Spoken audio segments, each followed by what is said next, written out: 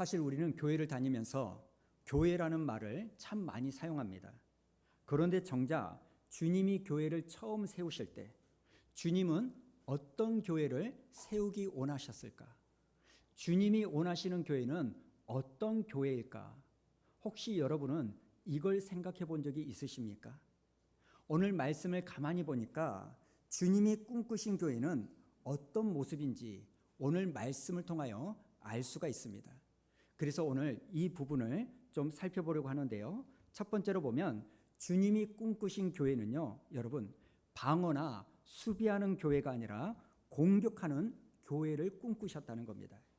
자, 17절부터 19절까지 세 구절 다시 한번 다 같이 읽어볼까요? 시작. 70인이 기뻐하며 돌아와 이르되 주여 주의 이름이면 귀신들도 우리에게 항복하더이다.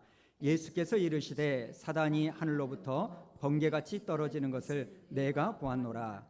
내가 너희에게 뱀과 정갈을 밟으며 원수의 모든 능력을 제어할 권능을 주었으니 너희를 해할 자가 결코 없으리라. 아멘. 사실 저는 이 장면이 너무너무 부럽습니다. 주님은 제자들을 그저 모이게만 하지 않았습니다. 모였던 이 제자들을 파송하고 보냈습니다.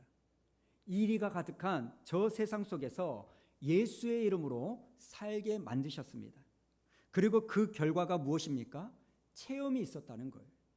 간증이 있었고 기쁨이 있었고 확신이 있었습니다. 여러분, 이게 교회인 줄로 믿습니다. 교회는 그저 모이는 것으로 끝나는 것이 아니라 어떻게 보면 흩어지기 위하여 모이는 공동체입니다. 주일이면 우리가 이렇게 모여서 은혜를 받고, 그리고 월요일부터 토요일까지 저 세상 속으로 나아가 예수 이름으로 내가 살아내는 것, 그게 바로 교회라는 겁니다. 그래서 저는 이렇게 표현하고 싶은데요, 월요일부터 토요일까지 세상에 나가 마귀와 대적하고 주일에 돌아와서는 그 은혜를 간증하는 교회, 이것이 처음부터 주님이 계획하신 교회였다는 겁니다. 마태복음 16장을 보면 우리가 잘 아는 말씀이 있죠. 18절 우리 한번 읽어볼까요? 시작. 너는 베드로라. 내가 이 반석 위에 내 교회를 세우리니 음부의 권세가 이기지 못하리라. 아멘. 우리는 이 말씀을 읽을 때 보통 이런 그림을 떠올립니다. 교회는 가만히 있고 음부의 권세가 교회를 막 공격하는데 그 교회를 하나님이 지켜주신다. 그래서 교회가 버티게 된다. 이런 이미지를 떠올립니다. 물론 그것도 은혜입니다. 하나님이 지켜주시는 거 맞습니다. 그래서 우리는 흔히 대표 기도를 이렇게 하지 않습니까? 주여, 이 악하고 험한 세상 지난 일주일 동안에도 보호하여 주셔서 지켜주셔서 너무너무 감사합니다. 그런데 여러분, 오늘 예수님께서 우리에게 말하고자 하는 것은 그것보다 더 적극적인 태도라는 거예요. 오늘 예수님께서 이 말씀을 하시면서 보여주고자 하는 것은 정반대입니다. 화면을 다시 보여주시면 영어 성경을 보니까 음부의 권세가요, The Gate of Hades입니다. 여러분, 여기에 나오는 게이트는요, 대문입니다. 그래서 직역하면 음부의 대문이 교회를 이기지 못한다, 이런 뜻이 되는 거예요. 그리고 이 대문은요, 공격하는 장치가 아니라 방어하고 수비하는 장치입니다.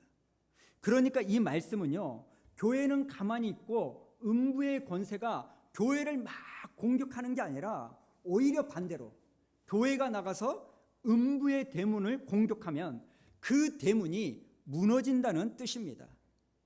지금 예수님은요, 이 교회를요, 그저 방어하고 수비하는 교회가 아니라 공격하는 교회로 말씀하고 있는 거예요. 그런데 우리의 현실은 어떻습니까? 우리는 항상 수비하기에 급급합니다. 우리는 늘 시달리기만 합니다. 늘 당하기만 하고 버텨야만 하는 겁니다. 일주일 내내 세상의 거센 물결과 사탄의 공격에 시달리다가 주일에 교회에 와서 하나님, 그래도 살려주셔서 감사합니다. 버티게 해주셔서 감사합니다. 이렇게 우리는 위로를 좀 받고 나서 또 세상에 나가 한 주를 겨우 버티며 사는 거예요. 지금 주님은 마귀를 대적하라고 말씀하셨는데 우리는 늘 마귀에게 당하고만 있는 겁니다. 경건의 모양은 있지만 경건의 능력은 없는 거예요. 그런데 여러분, 이것보다 더 슬픈 사실이 있어요. 정작 마귀하고는 싸우지 않으면서 엉뚱한 싸움을 우리가 하는 거예요. 내 주적인 마귀하고는 싸우는 게 아니라 우리가요, 교회 안에서 서로 싸우는 거예요. 내부 총질을 하는 겁니다. 여러분, 왜 교회가 무너질까요? 왜 교회에서 떠나는 사람들이 그렇게 많을까요? 거의 대부분이요, 예수님이라는 이 진리 때문에 교회를 떠나는 게 아닙니다. 오히려 서로 싸우고 상처를 주고받아서 교회를 떠나는 겁니다. 에베소서 6장을 보면 화면을 보여주십시오. 하나님의 전신갑주가 나오죠. 진리의 띠, 의의 흉배, 말씀의 검. 그런데 여러분 잘 보십시오. 지금 온몸을 다 보호하는데 한 부분은 빠져 있어요. 그게 뭐냐면 등을 보호하는 장비는 없다는 겁니다. 여러분 왜 그럴까요? 이 등은요, 서로가 서로를 지켜주라는 겁니다. 그런데 우리는 서로의 등을 지켜주기는커녕 공격합니다.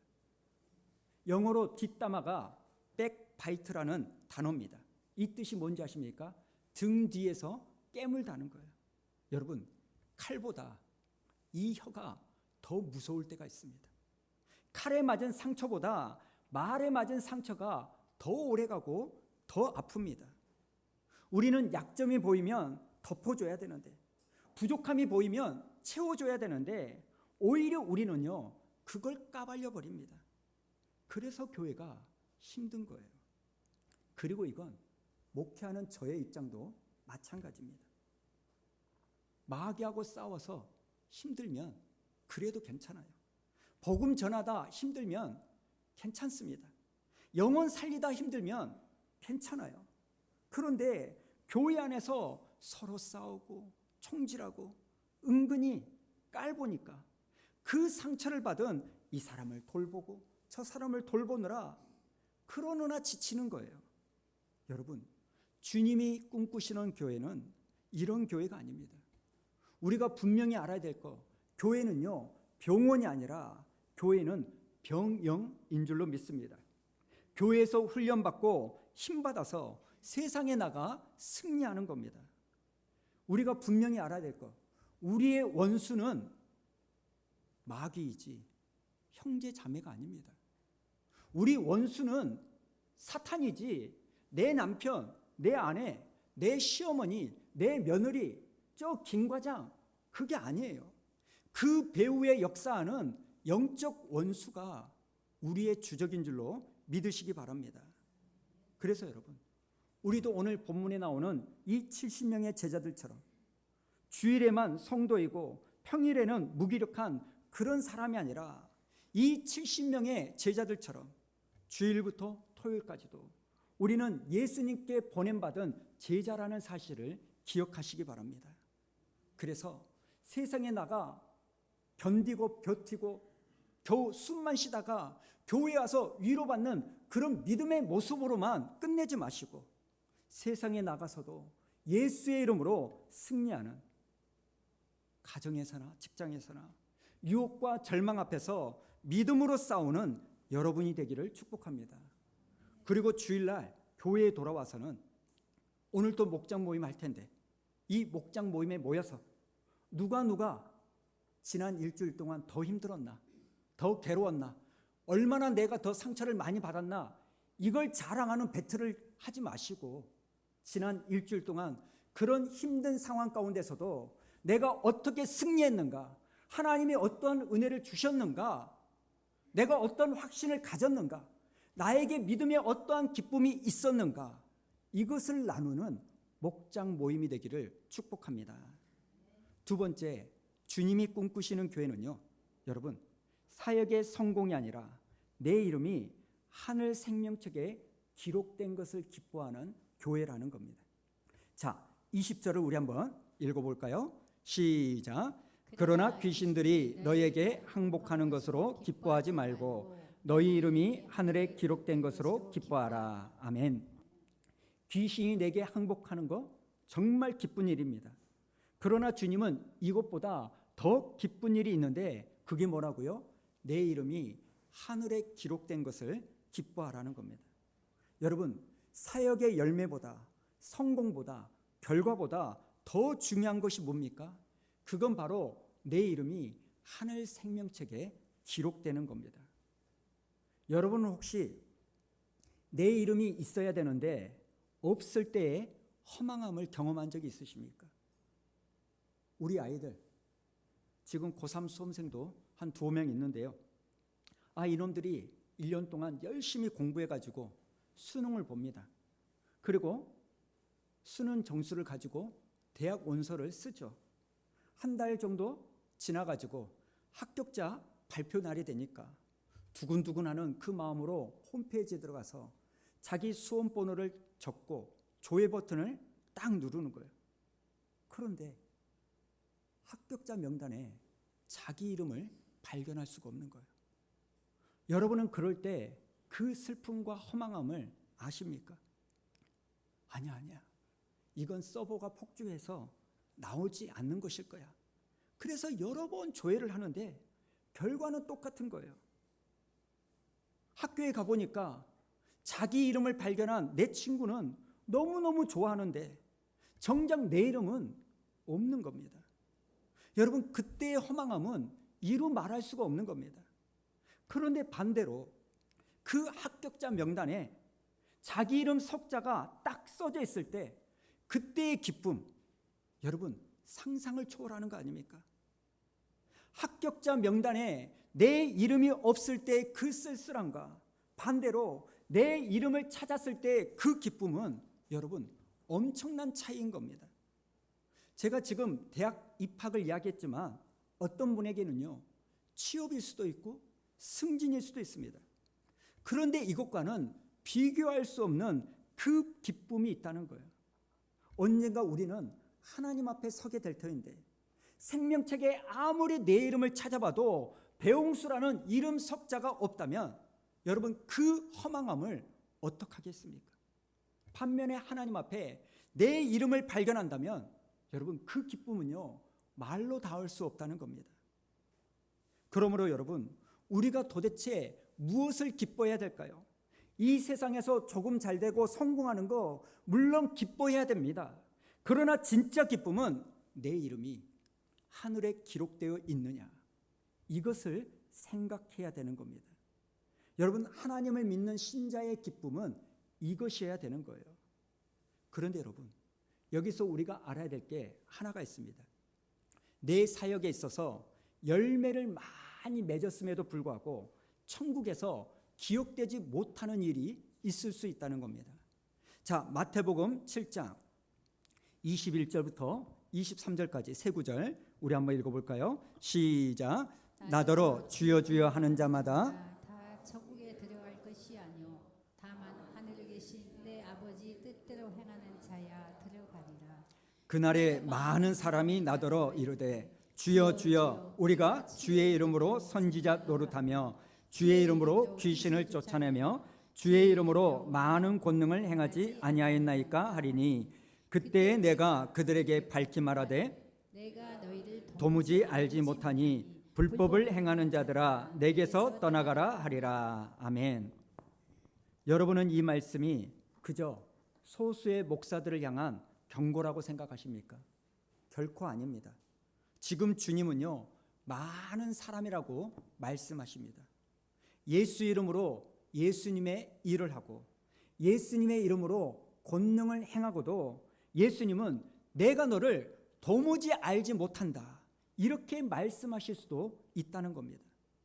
여러분 무슨 뜻일까요? 사역의 결과가 곧 구원받은 증거가 아니라는 겁니다. 능력 행함이 구원의 보증이 아니고 사람들의 박수가 하늘의 인정을 뜻하는 게 아니라는 겁니다. 그래서 사도 바울도요 두려워하는 거예요. 고린도전서 9장 27절 이것도 읽어볼까요? 시작. 내가 내 몸을 쳐서 복종하게 함은 내가 남에게 전파한 후에 자신이 도리어 버림을 당할까 두려워함이니라. 고린도서 13장 5절, 너희가 믿음 안에 있는가 너희 자신을 시험해보고 확증하라는 거예요.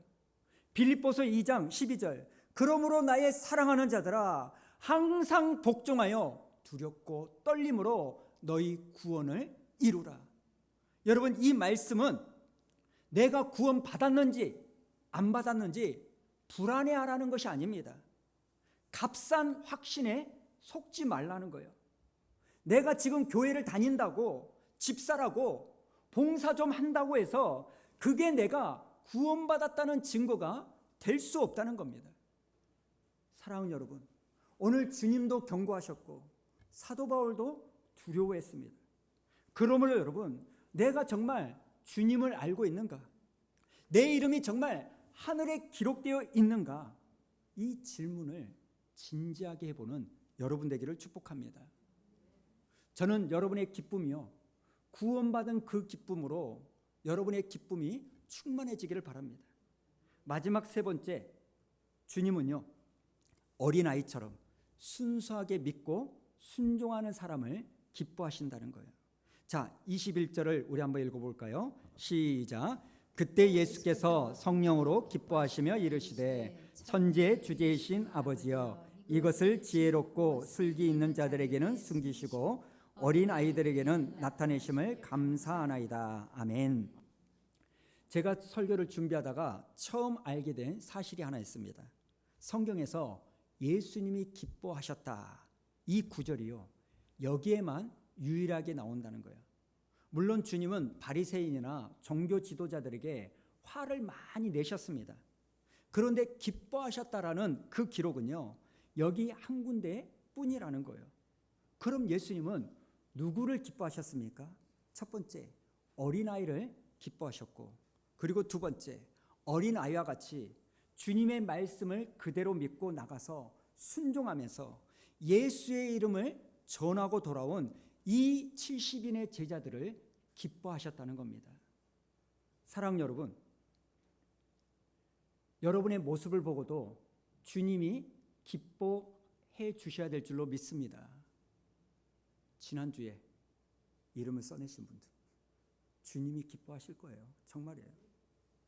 어린아이와 어른의 차이가 무엇인지 아십니까? 사도행전 12장에 보면 어린아이와 어른의 차이를 보여주는데요, 12장에 헤롯 왕이요 교회를 막 핍박하면서 사도 야고보를 칼로 죽입니다. 그러자 백성들이 너무 좋아하니까 이제는 베드로를 잡아가지고 죽이려고 베드로를 딱 잡아가지고 감옥에 집어넣습니다. 그러자 성도들이 마가의 집에 모여가지고 간절히 기도하는 거예요. 그럼 여러분, 성도들이 뭘 기도했을까요?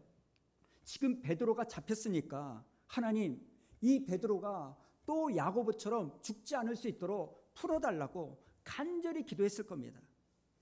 만약에 저도 복음을 전하다가 감옥에 가면 여러분도 저를 위하여 기도해 주실 거죠?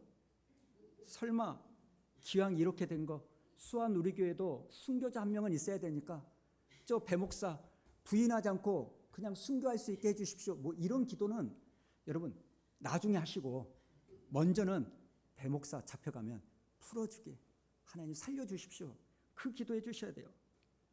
하나님께 이렇게 간절히 기도했더니 하나님이 그 기도를 들으셨어요.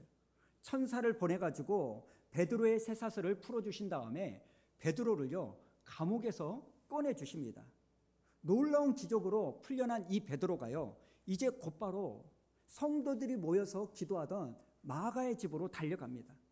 그래서 마가의 대문을 쾅쾅쾅쾅 두드리니까 로데라고 하는 어린 여자아이가 나왔는데 깜짝 놀란 거예요. 지금 문을 두드리는 이 사람의 목소리가 베드로 목사님 목소리인 거예요. 너무너무 놀라고 기뻐가지고요 이 베드로를 들어올 수 있도록 문을 열어줘야 되는데 열어주지도 않고 집 안으로 뛰어 들어가는 거예요. 그러면서 하는 말이 뭐냐면, 집사님 이제 기도 그만하세요. 하나님께서 우리 베드로 목사님을 풀어주셨어요. 이렇게 막 외치니까요 지금까지 기도하고 있었던 그 집사님들이 뭐라고 말하냐, 너 미쳤냐? 잡혀있는 베드로가 어떻게 풀려날 수 있느냐, 이런 이야기를 하는 거예요.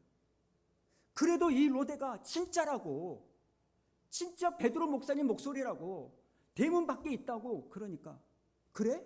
그럼 그 사람은 천사일 거야, 이렇게 말하는 거예요. 여러분, 누가 이런 말을 합니까? 지금까지, 방금 전까지 베드로 좀 살려주시라고 간절히 기도했던 이 어른들이 너 미쳤구나, 그 사람은 천사일 거야, 이렇게 말하는 거예요. 여러분, 우리 어른들이 이러지 않습니까? 기도는 분명히 하지만 막상 되고 나면 그거 운이 좋아서 그런 거야, 저 사람이 도와줘서 그런 거야, 내가 포기하지 않고 노력해서 된 거야. 우리는요, 이렇게 말하면서 하나님의 응답을 안 믿습니다. 뭔가 어려운 사람을 바라보면서 힘내세요, 하나님이 인도해 주실 거예요. 말은 그렇게 하지만 듣는 사람도, 말하는 사람도 하나님의 인도하심에 대한 기대는 별로 하지 않아요. 어느 순간부터 하나님에 대한 기대감이 사라져버린 거예요. 그게 어른입니다. 여러분은 오늘 교회에 오실 때 어떤 마음으로 오셨습니까? 오늘 나에게 하나님이 어떤 말씀을 하실까? 나에게 어떤 응답을 주실까? 하나님이 어떤 은혜를 주실까?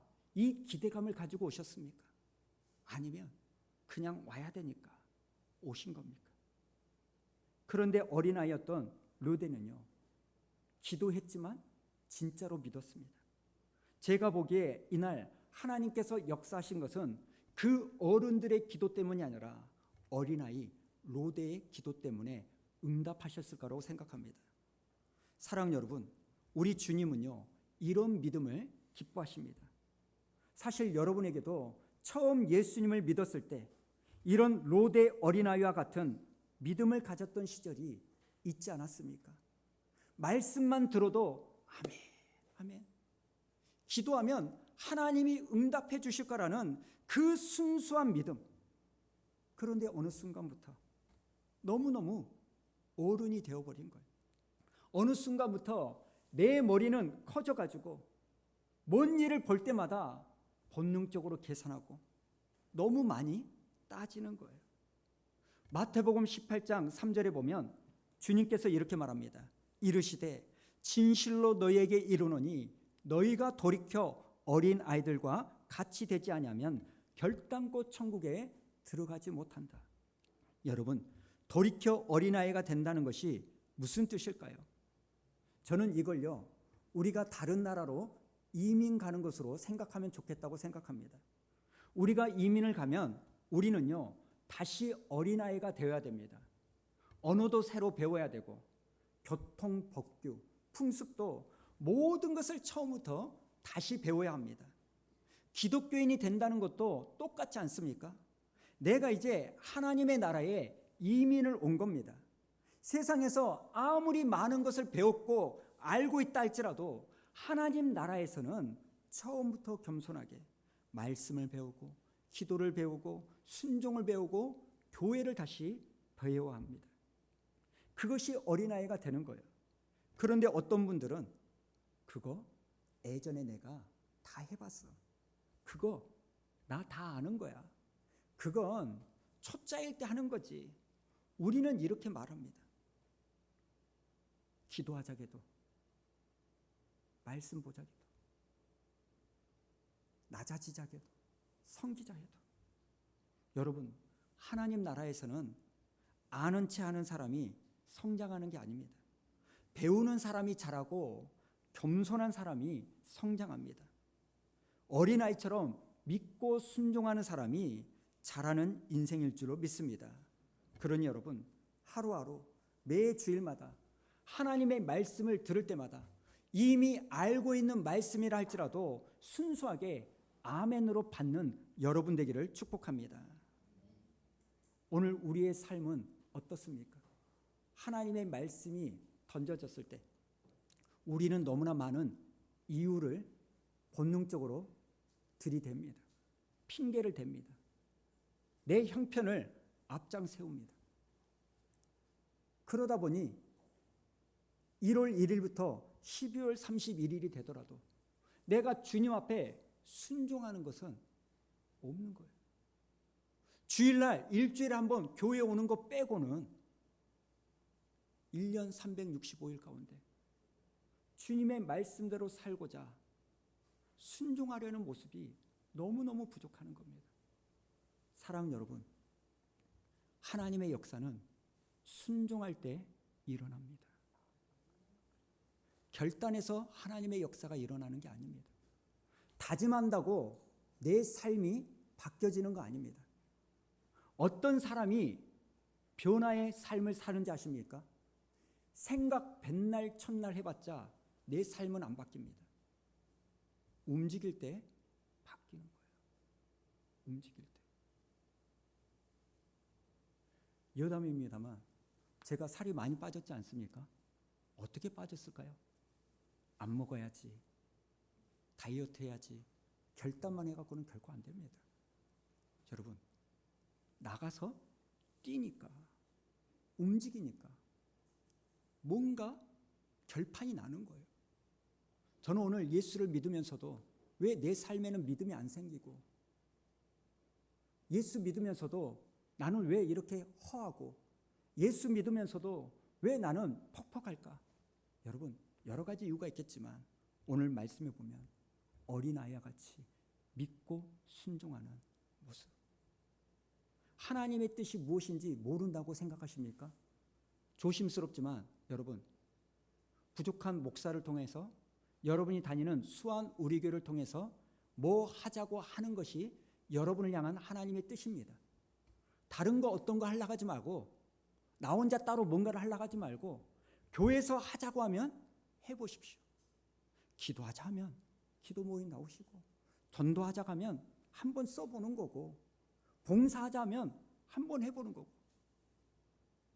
이런 건 없으면서 내가 목사니까, 내가 집사니까 두렵고 떨림으로 내가 구원받은 사람인지를 점검해 보셔야 된다는 거예요. 오늘 말씀을 마칩니다. 오늘 주님은 세 가지를 말씀하십니다. 교회는 수비만 하는 교회가 아니라 공격하는 교회라는 거예요. 여러분, 맨날 쉽지 않겠지만 간증과 소망과 기쁨은 없고 내 입에서는 끊임없이 힘들다, 어렵다, 버겁다 이것만 가지고 있다면 우리는 반쪽짜리 신앙을 하고 있습니다. 하나님은 위로하시는 하나님이기도 하지만 이 세상을 이길 수 있는 힘도 주신 분이라는 것을 믿으시기 바랍니다. 두 번째, 우리의 진짜 기쁨은 내가 하는 일이 잘 되는 그 성공이 아니라 내 이름이 생명책에 기록된 것이 우리의 기쁨이고 주님의 기쁨입니다. 사랑 여러분, 여러분의 이름은 하늘에 기록되어져 있습니까? 봉사한 거 가지고, 직분 가지고 그걸 증거 삼으려고 하지 마시고 내 이름은 정말 하늘에 기록되어 있는가? 그리고 세 번째, 주님이 기뻐하는 사람은 다 안다 그러면서 아무것도 안 하는 그런 사람이 아니라 어린아이처럼 믿고 순종하는 사람이 주님의 기쁨이 된 줄로 믿습니다. 여러분, 수완 우리 교회는 어떤 교회가 되어야 하겠습니까? 수완 우리 교회를 다니는 여러분은 어떤 신자가 되어야 될까요? 서로의 등을 깨무는 교회가 아니라 서로를 보호해주고 힘을 주는 교회, 그리고 하늘나라의 생명책에 이름이 기록된 사람들이 모인 교회, 그리고 다 안다고 그러면서 요지부동으로 움직이지 않는 그런 인생이 아니라 주님이 말씀하시면 일단 순종해보겠다고 믿음으로 나아가는 그러한 교회, 그래서 주님을 기쁘시게 하는 교회가 되기를 간절히 축원합니다.